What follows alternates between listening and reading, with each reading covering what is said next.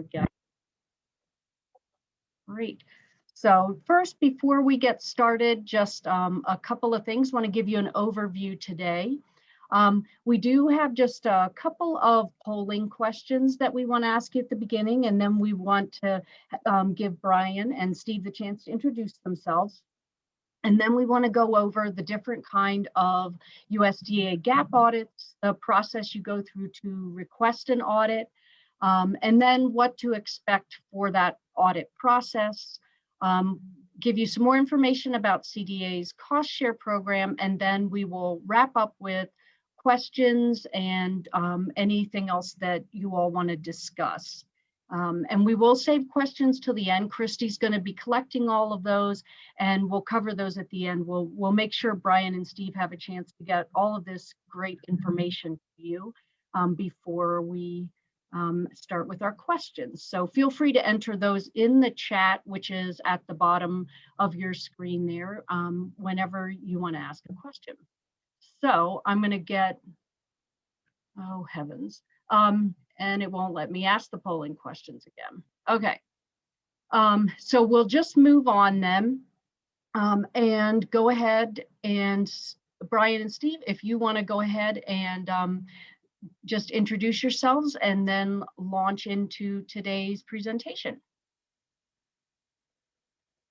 Well, thank you everybody for joining us this afternoon. I'm Brian Pauley. I'm the section chief for the Colorado Department of Agriculture Fruit and Vegetable Inspection Program. I started with the state in 1993 as an agricultural commodity grader. In 2002, USDA developed a food safety auditing program. And in 2003, I went through and took the course and went through the training and become a certified food safety auditor. We started the program here in 2003, providing basic food safety gap audit verifications for multiple facilities across the state.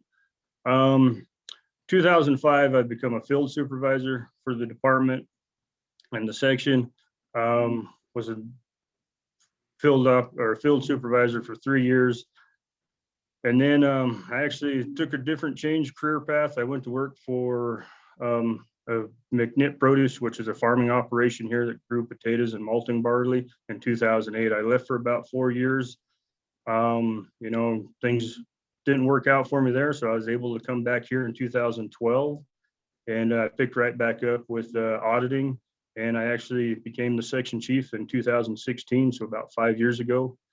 And here we are today, and we're been going along with all the changes with GAP and GIP auditing, and we're happy to provide that service for you. And today we're going to give you an overview, just a basic overview of how that program runs here in the state of Colorado. And with that, I'm going to turn it over to you now, Steve, and you can introduce yourself. Hello, everybody. Welcome to today's webinar. My name is Steve Lopez, Colorado Department of Agriculture, Fruit and Vegetable Inspection Office. Like Brian, I was hired in October of 1993. We were hired the same day.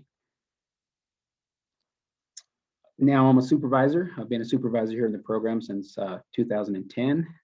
I did my USDA audit training in 2005, August, and I am currently the lead audit coordinator for Colorado.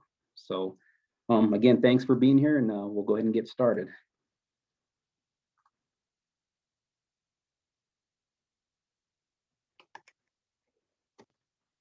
So just understanding GAP audits in Colorado, just a basic overview of kind of what we do here. What you're going to see, all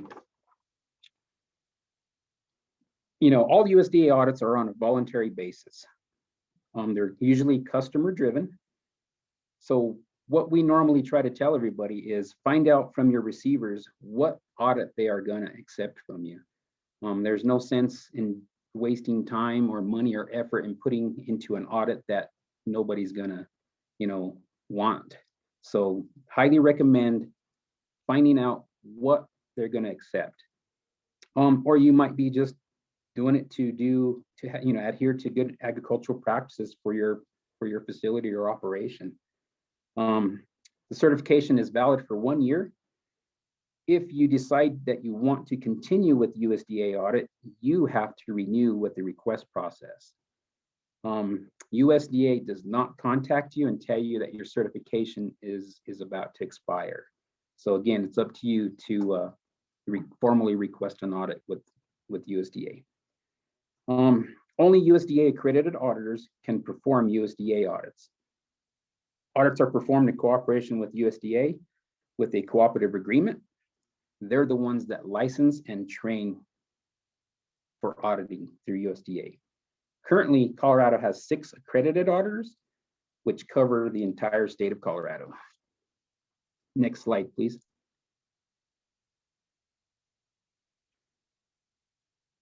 USDA GAP audit costs. Currently, audit fee of $115 per hour. These fees are set by USDA. They cover prep time. This involves all the time. It involves for us to get ready for your audit, to print checklists, to get all the proper documentation that we need to perform your audit. On-site time. This includes desk review.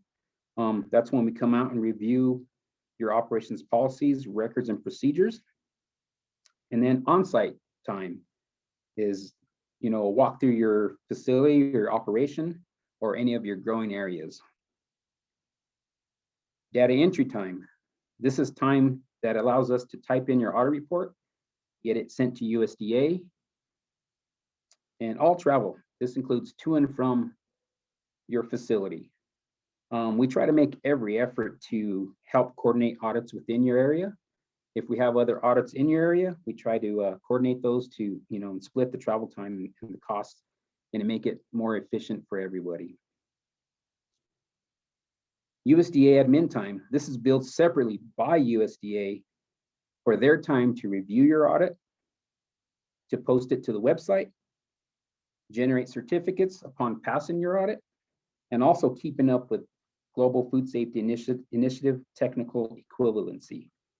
So Colorado will bill for audit services provided, and USDA will bill for their review time of your audit process. Next slide, please. So types of USDA audits that are available. First one is a USDA GAP. This is more of your basic entry-level type of audit. Then you have a USDA harmonized GAP, USDA harmonized GAPs plus. Both of these harmonized GAPs align with the produce safety rule. Audits do not guarantee you will pass a produce safety inspection, but could help you and better your chances of passing. The USDA harmonized GAPs plus, it's equivalent with the Global Food Safety Initiative. Both of these audits, the harmonized GAP and harmonized GAPs plus, have new standards and checklists that were started effective May 1st of 2021. On USDA's website, there's a summary of changes. Some of those consist of small changes such as wording to entirely new questions. So if you've done an audit in the past, I recommend that you get on the website and just check out the summary changes. It's not very hard to understand exactly what they're doing. Also, if you have any questions, you're more than welcome to call Brian or myself, or even Shane in the office to kind of help suffice some of those questions. With the harmonized checklist, they've also revised it to include the tomato audit protocol metrics. So if you have a tomato operation request, it's more specific to tomatoes, and they've incorporated that as a third section into the harmonized audit checklist. So that doesn't mean if you're a small tomato grower with 1 acre or less or something, doesn't mean you're required to do the tomato audit protocol audit checklist. It's all voluntary. It's only if your receivers or somebody is requiring you to do that checklist. So then we move on to group GAP. This is a umbrella of a group under one identity or a food safety management program. And we'll touch a little bit more on group GAP later on in the slides. Next slide, please. So audits that are more commodity specific. Again, The tomato food safety audit protocol, it is now incorporated in the harmonized GAP checklist. And again, it's voluntary. Then you have the mushroom GAP, California and Arizona leafy green marketing agreements. And those are specifically requested. If you're requested to do that, there are checklists available on the USDA website. Just remember that all checklists and standards are available on the USDA website. So basically you have access to all the questions that you will be asked by an auditor trained by USDA. It's a good way to find out if you need any kind of records or policies for whatever the question that's being asked. I consider it as an open book test. I mean, for your operation, you have an open book test, and somebody can ask you the question and you find out if you can answer it correctly or have the proper documentation, record, or policy to support the question. Next slide, please. So USDA GAP audits. Again, this is the entry-level basic type of audit. General questions. In all audits, you have a general question section. All scopes must be passed with an 80% passing score in order to move on to any other scope that you choose. With the basic GAP audit, you have the farm review. This scope shall be done during your growing season. Field harvest and packing. It relates to harvesting and packing in the location where the product is normally, where it has been grown. House packing facility. Basically, it's packing the product after it's been harvested. Storage and transportation. It's where product is stored for some period of time before it's being packed. It could be in bulk, it could be in crates, or whatever the case may be. And also, it could be used for cooling for finished product that is ready to be shipped. Wholesale distribution center and terminal market. This is for product that is received and shipped to market and food chains. Preventative food defense procedures is designed to take steps to protect from intentional contamination. Remember, all scopes chosen shall be in production during an audit. So if you choose a farm review in December and you farm outside, probably not likely growing anything. So just make sure the timing's right when you request your audit for any of the scopes that we've talked about. Next slide, please. USDA harmonized GAP audit. This is kind of a more of an intense on it. It's a step above basic GAP. Again, you have general questions, which are mandatory and must be passed with an 80% passing score. And again, you have a couple of scopes here. You have field operations, which is basically during your growing season and your harvesting activities. Then you have post-harvest operations, again, for storage and packing activities. You have a USDA logo use, which this is voluntary. This is for any operation which intends on using USDA GAP logo on any of their packaging. Anyone interested in using this logo must submit a written request to USDA. If anybody's interested, there's a certain form that has to be submitted to USDA. And then also the tomato audit protocol. Again, this is voluntary and it's been added to the harmonized checklist as a third section. Next slide, please. USDA harmonized GAPs plus. Basic, same thing as the harmonized GAP, with the exception to, next slide, please. USDA will charge an additional $250 to use this checklist for global food safety technical equivalency. Previously, these were optional requirements covered by the harmonized global market addendum, extra questions that were required to be answered by certain groups. Again, they were optional. The Global Food Safety Initiative, it's an international industry network created to find solutions to reduce food safety risks, reduce audit duplication and costs, and also to build trust within the food safety supply chain. Also, the Harmonized GAPS Plus is updated to align with Global Food Safety Initiative requirements. With any audit, USDA will require an upload fee of $115 per upload to upload your audit report to any commercial supply databases such as ISIC, Azul Systems, or Food Logic. And again, both harmonized audits are in alignment with the produce safety rule. Basic GAP is not in alignment with the produce safety rule. So that's one thing that you might want to remember if you're having to do both. Next slide, please. At this time, I'm going to turn it over to Brian, and Brian's got some slides. All right, thank you, Steve. Appreciate you giving us a rundown of the audits at this point of what we have available. So with this, I'm going to start with the USDA Group GAP. You want to determine if Group GAP is right for you. Some things to consider here too is, the group will have to have an individual that writes their food safety plan or manual or the quality management system. And this internal auditor will be trained by USDA. They'll go through the same certifications that we do to become one of these internal auditors. The internal auditor can only perform, the internal audits for the group. And in this group, it can consist of several different members. There's no size restrictions to it. But another thing that I'd like you guys to think about with Group GAP right up in the front is, the cost of the internal auditor and who pays for this external auditor, for the external audits. The USDA Group GAP, it was developed to have some cost savings. But those would be questions that I would have is, what is it going to cost me to be part of a Group GAP? And who pays for all this? Once you've decided if Group GAP is good for you, you need to choose a type of audit, whether it be a basic GAP, harmonized GAPs plus, or if it's commodity specific.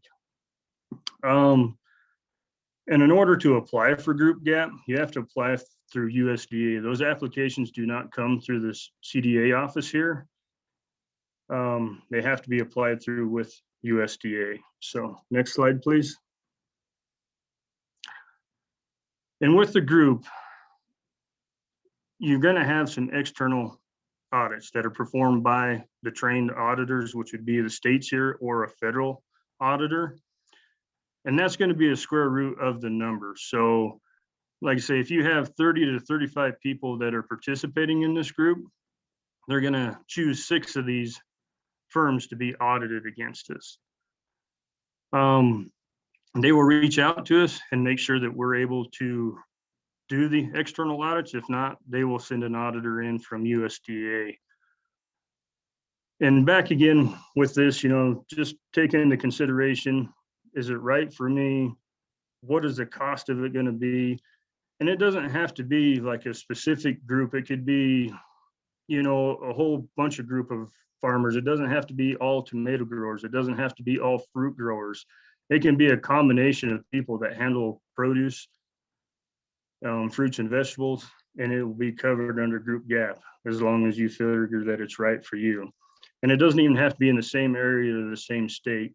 We do have a group that's based out of New Mexico, and they cover the state of New Mexico, Utah, and Colorado. And we have been performing some of these Group GAP audits as the external audits here in Colorado over the last couple of years. So it is starting to grow.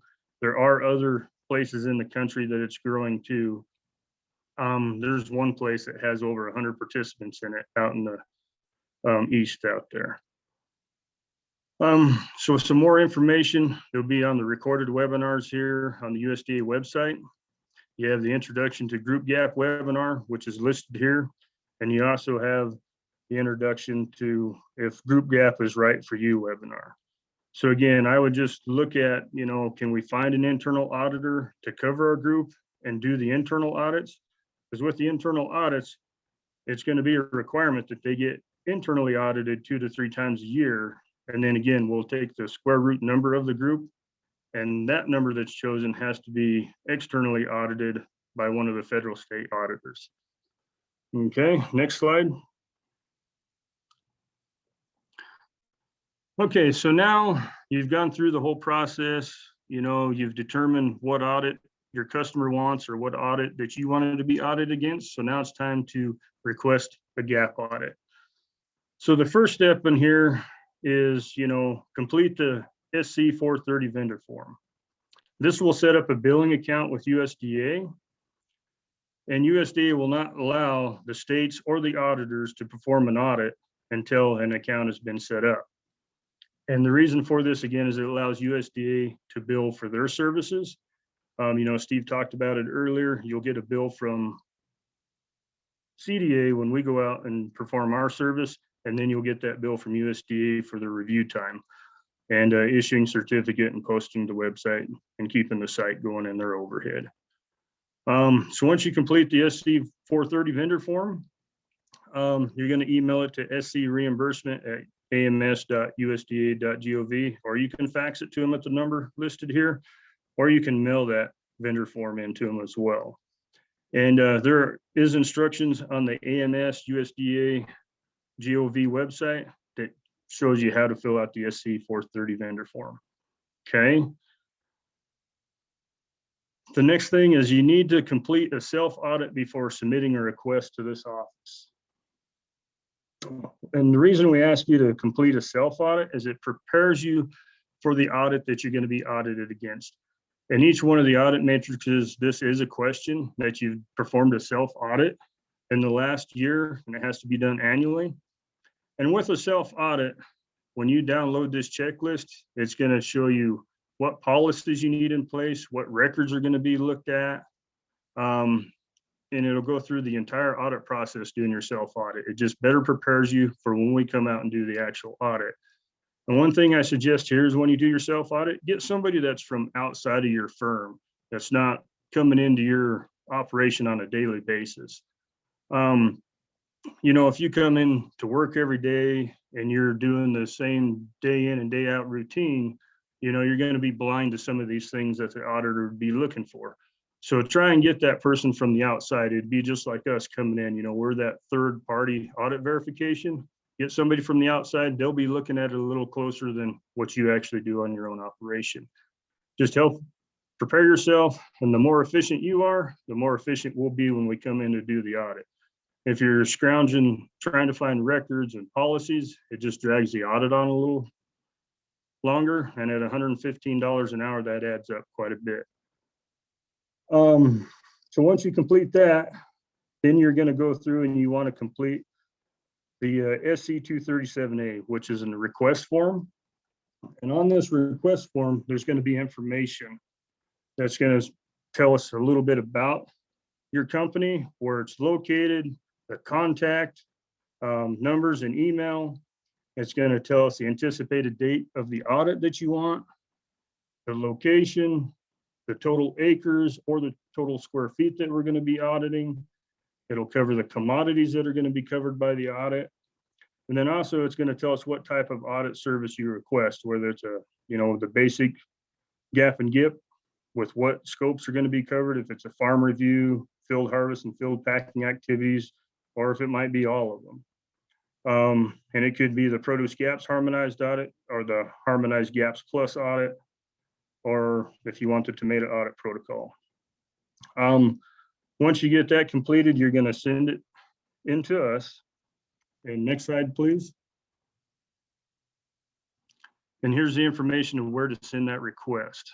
Once you get it all filled out, you can send it to either Steve Lopez or myself or both of us at brian.pauly@state.co.us and steve.lopez@state.co.us.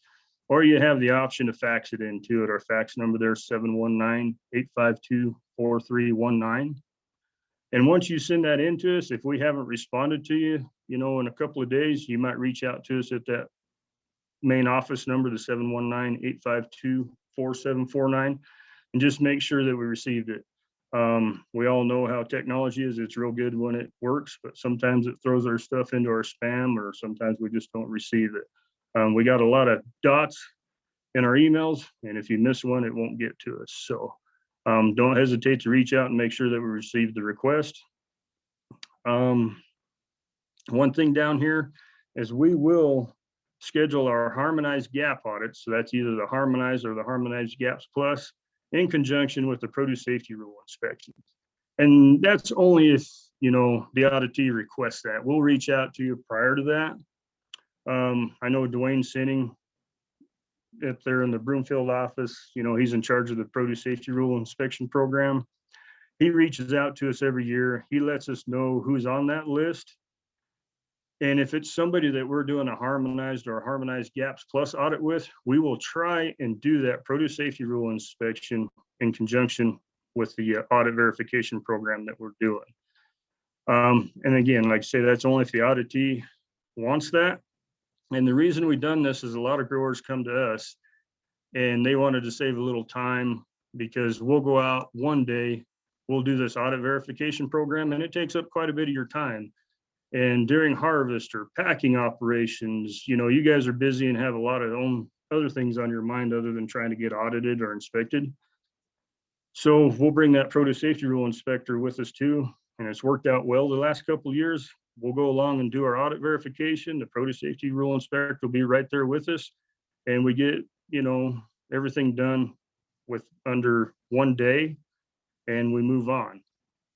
That way you're not hindered 2 or 3 weeks later with another inspection or an audit. One thing that the auditors will do during this time frame, if we see that it's taken the audit just a little bit longer because we're doing this produce safety rule inspection in conjunction with it, the auditor will knock off, you know, a little bit of that time. If it's feel like it took us 30 minutes longer or an hour longer, we'll cut that off the top of the fee that we're going to charge you. The last couple of years that we've been doing it, it's been working pretty smooth that way. And we have not really had any of them take any longer because food safety audit verification program is a lot more in depth and detailed. The produce safety rule inspections are after certain things. You know, they'll go in, they don't look at near as many records as we do. So our record review takes a lot longer. So they're actually there longer with us is what we've noticed the last couple of years and normally than they would be there. So it's not really taking much longer with doing them in conjunction. And we've had really good reviews from the applicants that we've done that with. So next slide, please. Okay, so we'll go through the audit process. It's the day that you're going to receive your audit, okay? We've received your request and it's time to schedule that audit. So one of the CDA representatives, which will most likely be Steve because he's our lead audit coordinator, he'll reach out to you so we can schedule the date and time of the audit. And at that time, we're going to give a cost estimate for the audit. This cost estimate is usually on the long side because it would rather be long than short when we give you an estimate for a cost of an audit. This cost estimate will include all the charges that CDA is going to charge, and we will give you a cost estimate for the time that we feel that USDA will review it. And again, this will include all travel costs, all prep time. We'll estimate how long we're going to be on your operation because we'll get that information off your request, you know, how big the operation is, how many scopes we're going to be going through. So we'll give you the best estimate that we can for the total cost of it. But again, it'll most likely be long. And during this cost estimate, we usually don't put in there any cost savings by doing other work in the area because we don't know at the time if we're going to have any work in the area at the time we go and do your audit. But as Steve mentioned earlier, we'll make every effort that we can to make this happen with other work in the area so we can save you some of those travel costs. Okay, so it's the day of the audit. We'll come in there, we're going to perform an opening meeting and a desk review, okay? So at the beginning of this meeting, we're going to go through an agreement. And on the agreement, it's going to go over what's expected of the auditee, which is, you know, you need to conform with all applicable federal, state, and local government laws and regulations or statutes. Also, you know, you have to send us an audit request. We'll have that prior to coming out. You have to maintain all your records required by the specific audit program, but not limited to, you know, quality manual, food safety manual, or any prevailing regulations. You'll have to give us access to all the facilities. You know, if the auditor wants to go check out any building or every square inch of your property, you have to give us access to wherever we want to go to do the on-site review. Plus you have to agree to pay both CDA and USDA for the charges for the service of the audit.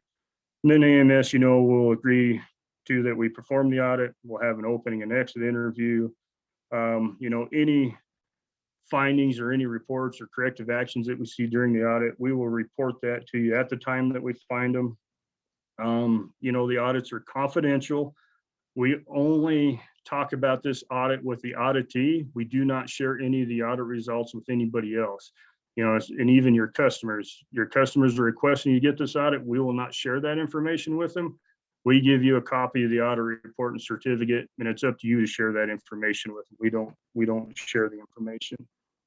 We will issue a certificate once it's complete, and that's valid for 1 year, but that's all on the agreement. Once the agreement is signed, we'll move on to the other part, okay, which will be the review of records and policies. So this will be in your food safety manual, and we'll go through and we'll see anything in our audit scope where we're looking for records of proper hygiene practices and training and sanitation cleaning practices. We'll look for records there. We'll look for records of cleaning of the restrooms. We'll look for records of pesticides if they're applied, just anything like that. It'll be a lot of review of records. And if for some reason a record's not available at the time of the audit for whatever reason, when we do the closing meeting, you have 24 hours to produce that record for us. Once we get through the opening meeting, we're going to go do the on-site review and interviewing of employees. So the on-site review will consist of us going out. We're going to look at the operations. If it's a farm review, we're going to be looking at your farming operations, what's happening there. The product has to be growing, and we'll be going around looking at the sites and surrounding areas and adjacent land to see what's going on. If it's harvesting, we'll have to go out and look at the actual harvesting practices. And we'll also interview employees during this time. And the reason for interviewing employees, we want to make sure that they're aware of the company food safety policies and practices. We're going to ask them if they receive training. We're going to ask them, if they're required to wash their hands at any certain time, if they become contaminated, if they see contaminated produce, what's their policy and what's the procedure if they come across something like that. And again, anytime that we're doing these reviews of the policies or the on-site review, if we see a corrective action that's needed, we're going to point it out at that point in time during the audit process. We're not going to wait till the end and tell you, oh, by the way, this guy was eating and drinking on the production line. We'll point it out at that point in time. That way it gives you a chance to correct it, and we're going to see how you take care of those situations as well. And then once we get all the on-site review done, we're going to move to a closing meeting. So during the closing meeting, we'll go through the audit results. We'll go through it. We'll go through any non-applicable questions that you may have had, any corrective actions, and then we're going to recap of the findings, which would be corrective actions if you even had any. Once that's done, the auditor, he will come back to this office, or he's got a laptop that they take with him. They will enter the audit, and once it's entered, they'll send it into review to a reviewing official. Through this process, the reviewing official may have a few questions. They have to reach back out to us. Doesn't happen very often, but once in a while. But once the reviewing official signs off on it, we will send you a signed copy of your audit report, okay? And then you can share that with your customers or whoever may be requesting the audit report. And then usually 2 weeks after we complete the audit report and we get it signed off, USDA will generate a certificate. Once they generate that certificate, they will send it out to us. And once we receive it in the mail, we'll either hand deliver it to you or we'll put it in the mail to send out to you. We just want to verify that everything is good on the certificate, because sometimes we'll get them back. It may list farm review and we actually done the house packing facility for you. We just want to make sure it's all good before we send you the certificate. Sometimes during the busy season, those certificates may be 4 or 5 weeks out. We have visited with audit section to try and get those in a little bit more timely manner, because a lot of these facilities, they may only have a 3 or 4 week window that they're harvesting, and they need that certificate to present to their customers so they can continue to supply them. And again, once this is all complete and everything, it's valid for 1 year from date of certification. And again, at the end of the year, when your certifications come out, you need to reach out to us again by sending us an audit request. And that way we can get you scheduled for the next year if you're going to continue to have the audit service done by us. Next slide, please.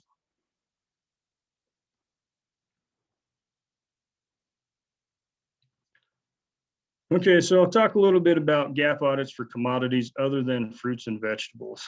I've had some applicants come to me and they've been wanting to cover grains like quinoa, malting barley, and wheat, and items such as that.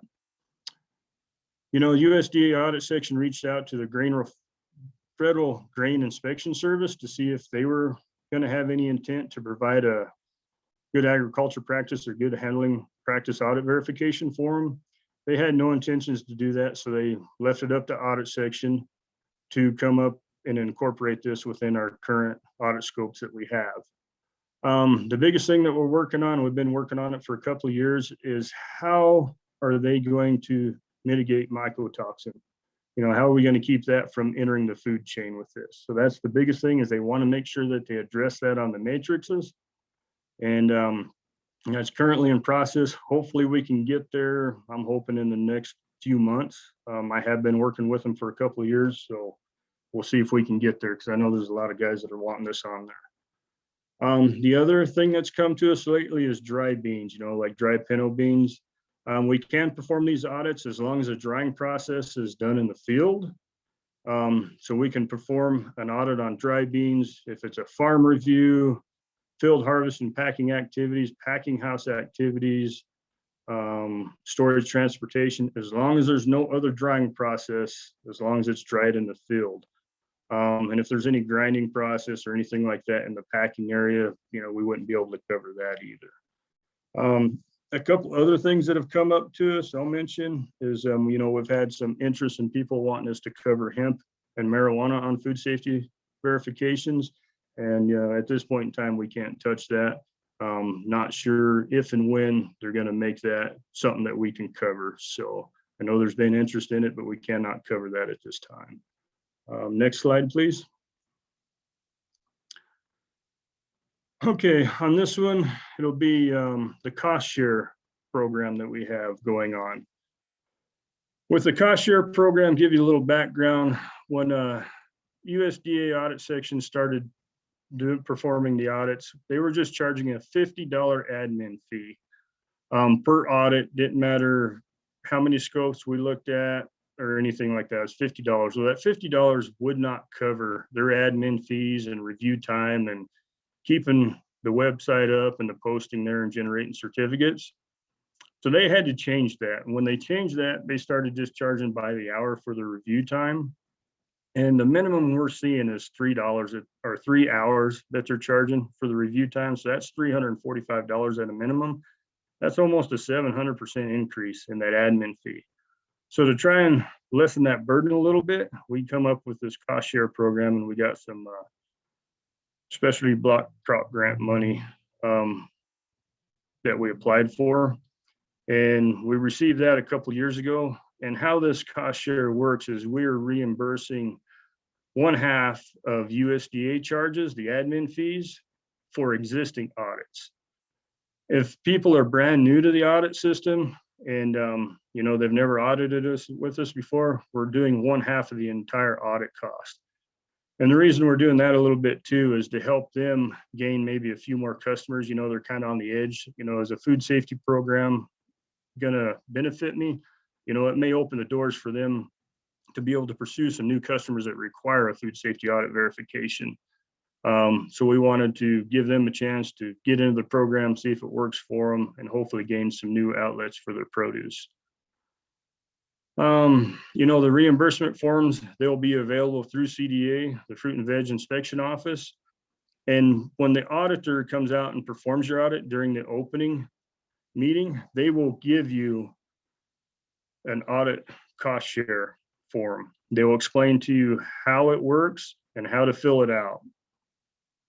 One thing that, that has to be done for the audit cost share is you have to pay for your audit fees up front. So you'll pay for CDA charges when the audit is complete, when we do the closing meeting. And then, usually a month, 6 weeks later, you'll receive a bill from USDA. You must pay that and have proof of both payments. Then you can submit that cost share form and we will reimburse the appropriate amount. And we're looking at changing that this next year. We've actually been able to get our hands on some other grant money. And then this last year with COVID, we've had some extra grant money left over in other programs. So we're going to rewrite that a little bit and hopefully be able to give back more money this year than what we've had in the past for everybody. Looking at giving back all of the USDA admin fees this year and hopefully up to 1/2 of the CDA charges. We're getting that money. We want to help the growers out. So the more we can get back to them, that's what we're going to try to do. Every year we'll reevaluate this, see how much grant money we have. The next year we may not get as much, so we may have to go to half the entire audit up to 750 or something like that. But those are things that we'll look at going into the cost share program. But the whole intent was to help alleviate the burden of the admin fees going up so drastically. Next slide, please. Okay, again, on this slide, we have our contact info, Colorado Department of Agriculture, Fruit and Veg Inspection Service. We've got our main number there. You have Steve and I's email addresses there again, our fax number. If the questions don't get answered at the end of this presentation, feel free to reach out and ask for Steve or myself, and we'll be glad to help you answer any questions that we can, or at least point you in the right direction. With that, I'll go to the next slide, and I think we're ready for questions. Thank you guys so much. Christy, do we have questions? Yeah, so we got one question in the chat to start. The question is, why are dry beans required to have a GAP audit or GAP certificate? What was that again, Christy? Sorry. That's okay. Why are dry beans required to have a GAP certificate? Or Again, that's probably customer driven. I'm not saying that they are required. We've had people that have had interest that want to get it covered. And again, that's probably customer driven. They want their customer to go through a good agriculture practice or good handling practice audit verification. And that's why it's going to be listed on there. So a follow-up is, if beans have a kill step, what is the food safety risk? That's a good question. That's kind of like a lot of commodities out there. It's customer driven. Potatoes have a kill step most of the time. They're usually cooked before they've been eaten. But again, it's customer driven. They're the ones that are requiring the food safety audit verification program. So it seems like it could be a little bit of education is needed for maybe those buyers, or at least a conversation, maybe something for us to look at in the future. Yeah, no, we can definitely look into it. But like I say, a lot of this is customer driven. We're just providing a third-party audit verification program. A lot of times we don't have answers for that because it's customer driven. And so we're just trying to provide a service for these guys that are requirements to be able to market their produce. Again, I would have that conversation with my buyer if it's something that they're requiring, and just have that conversation with saying, yeah, there is a kill step with beans, because who's going to eat a dry bean raw? I get that. Just like most people don't eat potatoes raw, but there's a few of them out there that will, but again, it's all customer driven. Excellent. So another question is, what does it mean if I get my GAP audit through United Fresh or another third-party provider? Again, I'll fall back onto that's customer driven. That's why we ask anybody that's needing a food safety audit verification to get with their customer and see what's required. There's a lot of different food safety audit verification programs out there. You know, like you say, you've got Primus, you have USDA GAP audits. It's all customer driven. Any of them are good. You know, it all depends on what your customer wants. And then one thing I would look at is what is it going to cost you? You know, we're based here locally, so we could probably save a little bit of money by being here. You don't have to fly somebody in from another state or even another country on some of these audit verification programs. But again, it relies on what your customers requiring you to get. Awesome. So another one is, I've heard the term market addendum. What does that mean? You know, again, I know Steve touched base on this, that a market addendum, those were brought about by customer driven. Again, when we started out, you know, we started with the basic GAP and then we went to a harmonized audit. That market addendum come about because some of the customers were requiring them to have these questions that were the Global Food Safety Initiative. They wanted to be in alignment with that, and it wasn't quite covered with just a harmonized audit. So that's how the addendums come about, and customers were requesting that. And so there is no more global market addendum in any of our audits. The harmonized GAPS Plus audit covers those market addendums now because it's a global food safety initiative. It's in techno equivalent with that. Awesome. And the final question that we have for right now, again, please, if you're interested in submitting a question, put it in your chat. I can pause after this next question and see if anybody wants to unmute and ask live. So the last question we have on our list here is, how successful has Group GAP been in Colorado? And can you tell us a little bit about Group GAP that is in Colorado? You know, that's a good question there, Christy. And you know, Group GAP has been around. You know, we've been performing those audits for a couple of years now. How successful it is, I can't honestly answer that. I see that we're getting more interest in it. Again, I would just go back and ask those questions that I would answer or ask if I was, you know, needing food safety audit verification and I was thinking about getting in a group. You know, what are the costs? Who's going to be that internal auditor? Who all are we going to be umbrellaed under? You know, the success of it, I think it could be successful if you have the right number of people and the cost is down there. I mean, that was the whole intent of Group GAP, is to alleviate some of the costs. You know, I would just continue to ask questions to get involved with the Group GAP. And then again, I'm third party unbiased opinion, so I really can't tell you how the other auditing Group GAP is really working out. It's hard for us to answer that, but I would ask those questions to get involved in one. Do you know, is there a lot of other Group GAP in the US? Are there other states that have them, or is it not a very popular thing, or there aren't a lot of groups? Or can you tell a little bit about that? No, there's getting to be more and more groups every year. The one big group is out east, and it's mainly around Pennsylvania and Ohio, and that it's a lot of the Amish group, and they have a big Group GAP audit out there. And the last time I heard, I think they had over 100 participants in that one. You know, I think it can be successful as long as you are able to pay for it and see who pays for all those costs, you know, for the internal auditor, who pays for the external audits. We do see it growing more and more every year. Awesome. Well, we don't have any more questions. So let's just take a minute to pause and see if anybody wants to unmute themselves and ask a question live.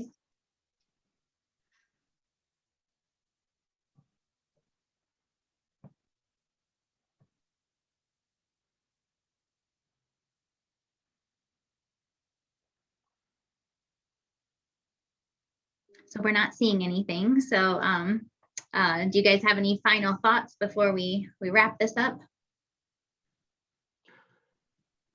You know, I'd just like to thank everybody that attended. And again, you know, if you don't want to ask a question live, feel free to reach out to Steve or myself, and we'll answer any question that we can for you. If we can't get a answer for you, we'll definitely go higher up or whatever we need to get that question answered for you. And again, remember, we're third-party unbiased auditors. We can't really be consultants, but if you do have a question within the matrix or something, reach out to us. We can tell you what the auditor will be looking for.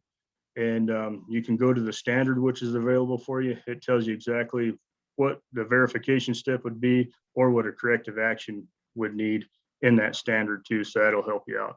But if you still have some questions on it, feel free to reach us out to us and we'll explain to you exactly what the auditor would be looking for. Yeah, I would have to agree with Brian. Feel free to call here and ask any of us any question. We're here to help you guys. So we try to make it as you know, as clean as possible to kind of help you guys out as far as us not being consultants, being that we're a third party entity. So again, our office is always open for questions. Well, thank you both for joining us today and everybody. And we will post the recording to this webinar on coproducesafety.org on the webinar page. And then we'll send out a link to everybody who registered, and we can send a copy of these slides too. So you have those, the links that are in the slides. So you have those handy. So thanks everybody for joining us. We really appreciate it. Have a great day. Thank you. Yep, thank you.